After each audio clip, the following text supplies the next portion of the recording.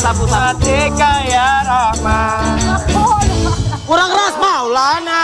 Tanya dong Ustaz. Kakak semua. Tanya dong Ustaz.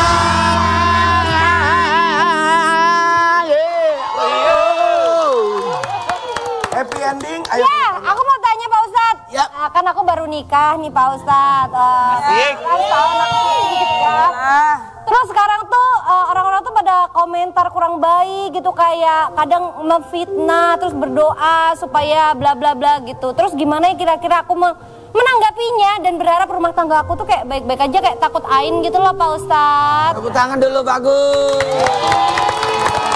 Berbicara tentang penyakit ain, betul.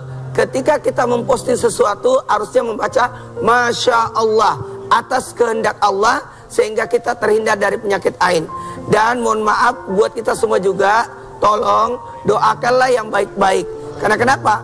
Doa yang buruk dikhawatirkan kembali kepada siapapun yang mendoakan itu. Maka ketika ada orang yang didoakan buruk, sebaiknya kita berlindung kepada Allah Subhanahu wa Ta'ala. Likulli dzi ni'matin mahsud. Setiap sesuatu yang nikmat itu pasti akan ada yang iri padanya. Jadi kalau umur 20, 30, 40 belum ada yang iri, bercermin deh. Berarti kita nggak punya kelebihan tuh. Jadi kalau nggak ada orang yang nggak suka sama kita, berarti ada yang aneh tuh. Bener. Mesti ada yang iri. Kalau ada yang iri sama kita, mesti kita punya kebaikan di dalamnya. Jadi anggap saja kita memohon perlindungan supaya kebaikan itu dijaga oleh Allah Subhanahu wa Ta'ala. Paling nggak kalau nggak ada yang ngiri nganan gitu ya. Ngiri, nganan. Nganan. Oh, boleh nanya nggak Pak Ustadz? Boleh dong. Pak Ustadz, saya kan kembar. Ya. Berarti kan dari kecil, dari kandungan tuh kan saya selalu barengan. Karena kan saya selalu Nempel. Itu adalah soulmate saya gitu loh dari kecil. Itu dari kandungan sama ya? Bukan lu. Manisha. Namanya sama sih. Saya mau nanya nih, karena kita kan satu telur ya. Ya. Artinya kalau kita salah satu dari kita berbuat dosa, apakah dua-duanya berdosa atau cuma salah satu yang berdosa? Iya. Setiap manusia dihisab dengan perbuatannya masing-masing. Kita tidak akan ditanyakan tentang dosanya Anwar, tapi kita akan ditanya tentang dosanya diri kita. Nah, bagaimana dengan yang ada hubungan keluarga dengan diri kita? Maka tanggung jawab seorang ayah terhadap anak-anaknya. Tapi jika orang tua itu sudah memberikan bekal, tapi lantas anak itu maaf melakukan dosa, maka kembali lagi kepada tanggung jawab masing-masing. Yang jelas, ingat, semua orang punya tanggungan masing-masing. Ujian itu terletak pada dirinya, bukan pada orang lain. Dan manusia tidak akan dimintai pertanggungjawaban atas apa yang dilakukan oleh orang lain, tapi akan dipertanyakan kalau dia mampu mencegah tapi dia tidak mencegah. Ya. Contoh misalnya saudara kembar nih, siapa sih yang paling bestie sama saudara kembarnya? Ya kembarannya gitu. Ya. Jangan nungguin orang lain menegurnya kalau kita ada di dekatnya gitu. Jadi kita punya power untuk menegurnya, kita punya power untuk mengarahkannya. Lalu kita membiarkannya, subhanallah bisa jadi kita akan dimintai pertanggungjawaban karena nggak ngapa-ngapain pas saudara kita yang kita cintai melakukan kesalahan. Mas Bedu nih, Mas Bedu mau nanya. Pak Ustadz, tanya dong Pak Ustadz. Ya. Tahu alamat ini nggak Pak Ustadz? Bukan. Apa sih bercanda? Masa bercanda? Pak Ustadz, udah tanya kan, hidup kadang di atas, kadang di bawah. Ya. Nah, gimana caranya supaya kita sabar ketika kita melihat teman-teman kita syuting, kita nggak syuting Pak Ustadz? Ada pertanyaan lain mungkin? Ya, maksudnya kan kadang di atas, kadang di bawah. Ya. Nah, ketika kita Lagi ngomong, kita jangan ketawa. Kita astagfirullahaladzim, takutnya ntar kena ke kita. loh. Hidup lu kayak saudara-saudara ya. Nah, kita harus Apa kata Happy Asmara loh? Kalau saya punya pandangan hasad, kenain kalian semua loh. Ya, nah bagaimana caranya supaya kita bersabar ketika kita hidup kita sedang ada di bawah Pak Ustadz? Ya, gini. Kekayaan itu ada 5. Kaya harta, kaya rezeki, kaya karunia, kaya tentram, dan kaya nikmat. Ini kayak saya Pak Ustadz. Ini adalah kaya semua. Ada orang diberikan kekayaan harta, tapi belum tentu dikasih rezeki. Karena betapa banyak orang punya harta, tapi dilarang makan daging. Sehingga dia tidak punya rezeki tentang daging. Sakit, Ustadz. Tapi ingat, ada kekayaan yang luar biasa namanya karunia. Karunia inilah yang syuting, yang kerja dan sebagainya. Ada orang punya harta, tapi bersumber dari orang lain karena diberi. Tapi ada orang mencari nafkah, mencari rezeki. Dan inilah yang kita harus harapkan untuk apa? Lebih baik punya pancing daripada ikan. Lebih baik punya pohon daripada buah. Pilih buah atau pohon? pohon dong. Pohon kan bisa berbuah lagi. Pohon bisa berbuah lagi. Pohon. Buah 100 buat Anda. Yeay. Allahu yabsutur rizqa liman yasha' wa yaqdir. Allah itu berhak meluaskan rezeki dan juga berhak menyempitkannya. Tapi ada satu yang mesti dicatat. Rezeki orang lain itu tidak akan mempengaruhi kebahagiaanmu. Karena rezekimu sudah dikadar gitu. Jadi sebanyak apapun rezeki orang itu tidak mengurangi rezekimu. Karena rezeki sudah tertakar, tidak pernah tertukar. Tidak pernah tertukar gitu. Kalau mau, gini, rezeki itu kayak hujan. Jika kalau kita banyak tempat, pasti banyak hasilnya. Jadi buat ladang pekerjaan, buat ladang usaha, supaya banyak yang datang. Berarti kalau ada kayak, wah lu mutusin rezeki orang lu. Tidak ada. Itu tidak ada. Tidak bisa. Ada istilah mati rezeki orang, nggak ada istilah. Ada orang masing-masing punya rezeki. Nah, makanya kita tidak boleh iri Iya. tentang rezeki orang. Kenapa Anda tidak iri dengan penyakit orang? Jangan masuk. Iya, penyanyi. War. Iya benar juga. Booking. Gua aja nggak iri, lu sakit War. Yoi. Aku mau nanya dong, Pak Ya. Ustadz. Aku mau nanya nih, kan amin ya, misalkan nanti aku ada pasangan lagi. Amin. Karena pertanyaannya jauh dari pasangan nih. Amin kan? Amin. Kembaranku kosong. Apa? Misalnya aku ada pasangan lagi nih nanti gitu kan, otomatis nanti kan dia tinggal sama aku sama anak-anak juga dong gitu. Terus tiba-tiba misalkan anakku mau ketemu sama dedinya, minta aku juga ikut, tapi nggak diizinin nih sama pasangan, sama suami. Terus bapaknya anak-anak juga minta untuk istilahnya ada momen kebersamaan lagi sama anak-anak sama aku. Mana yang lebih utama untuk aku patuhi? Berat nih. Perintah suami atau atau kebutuhan anak-anak gitu? Ya gini, masalahnya kita harus memperbaiki diri dulu, baru yang lain. Makanya perbaiki diri dulu. Siapa yang tanggung jawab atas diri kita? Adalah suami. Anak-anak pada diri kita. Maka yang berkait sama diri kita, izin dulu sama suami. Oke. Ya, karena yang bertanggung jawab atas diri kita adalah suami. Kalau ada apa-apa, yang ditanya siapa? Suami. Maka bertanggung jawab pada suami, maka taatlah kepada suami. Tapi nggak ada masalah banget loh sebelum nanti misalnya dilamar segala macam bikin perjanjian pranikah. Oh gitu. Kalau urusan anak-anak tolong dukung ya. Itu boleh banget dipakai perjanjian pranikah supaya apa? Biar lebih jelas gitu.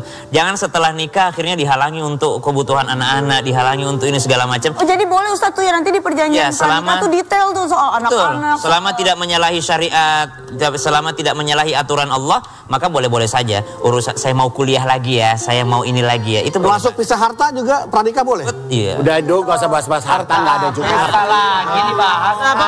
Pak Ustadz, hari ini puasa hari keberapa Pak Ustadz? 21. Saya memberanikan diri bertanya ini di hari ke-21. Alhamdulillah. Saya belum pernah bertanya ini di acara-acara sebelumnya Pak Ustadz. Saya ini sekarang lagi kecanduan. Iya. Apa? Saya ini lagi kecanduan sholat Pak Ustadz. Masya Allah. Gimana sih Pak Ustadz caranya supaya kita bisa istiqomah, bisa berada di jalur itu, nggak angin-anginan, nggak kesambet-sambet gitu. Biar bisa terus gitu, gimana caranya Pak Ustadz? Hidayah. Supaya bisa istiqomah, beradalah lingkungan yang sama dengan kita. Yang rajin sholat, saya rajin sholat. Sorry ya, gue nggak bisa main sama lo lagi teman ya. Enak Kita kasih dampak positif ya. Yang bikin angin-anginan. Masya Allah udah kayak sesat banget.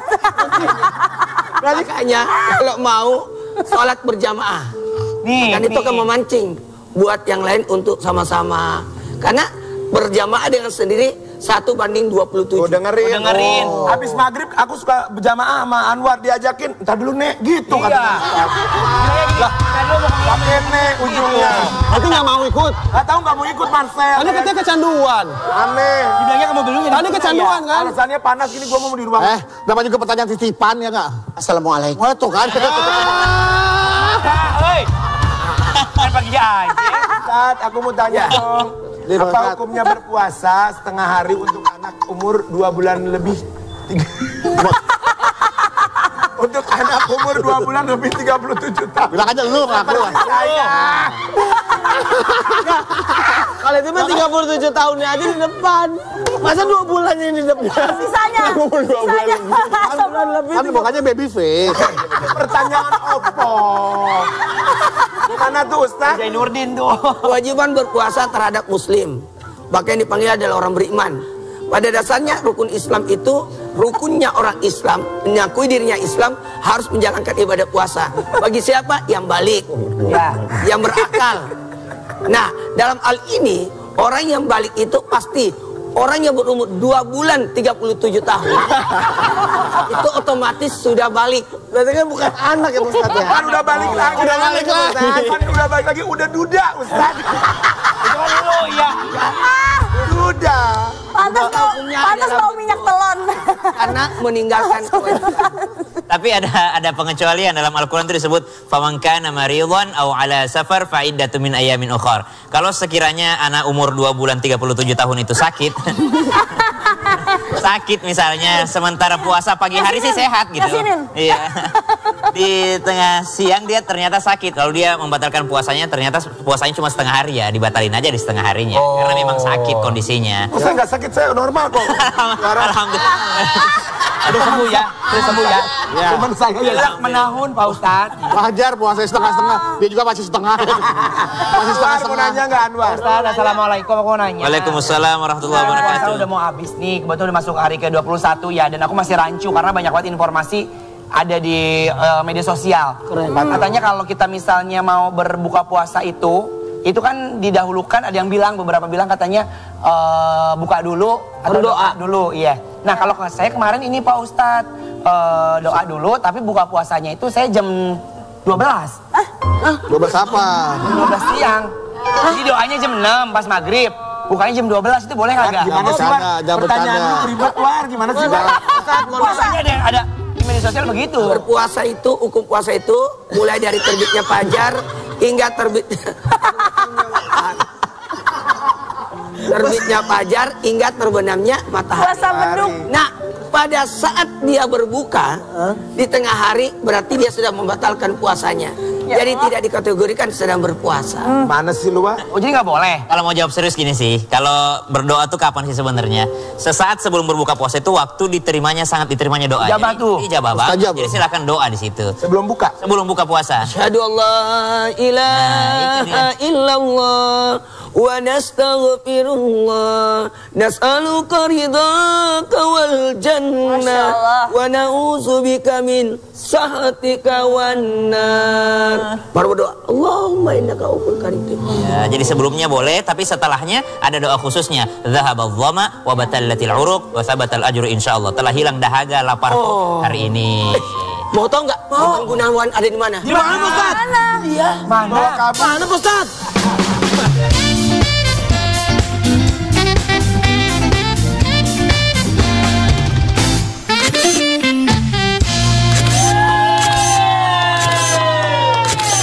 Foto-foto dulu mumpung Pak Bos gak ada.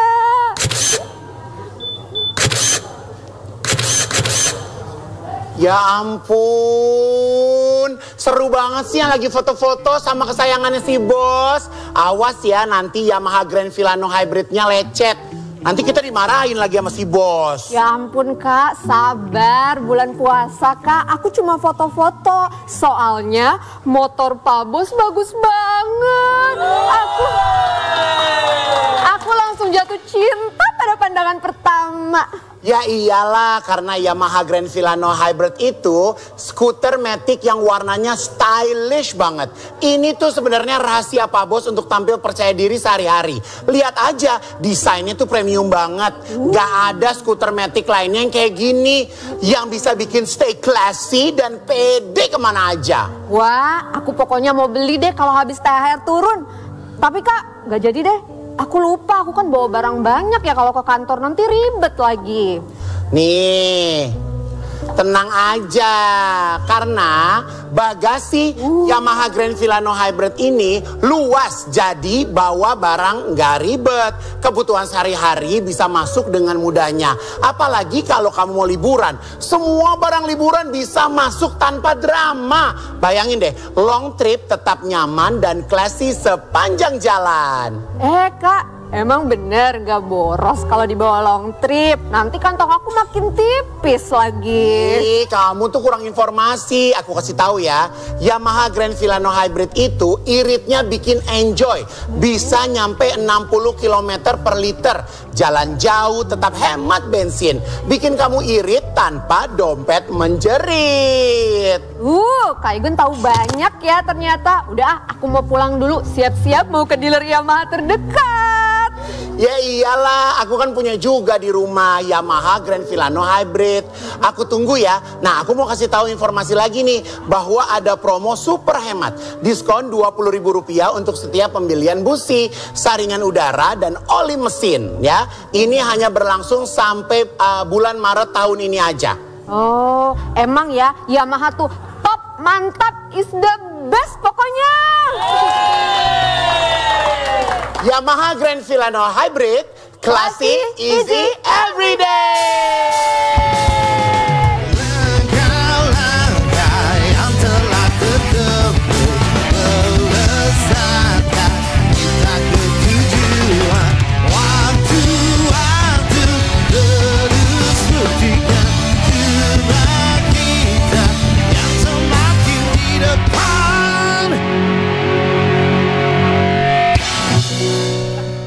Alhamdulillahirrahmanirrahim.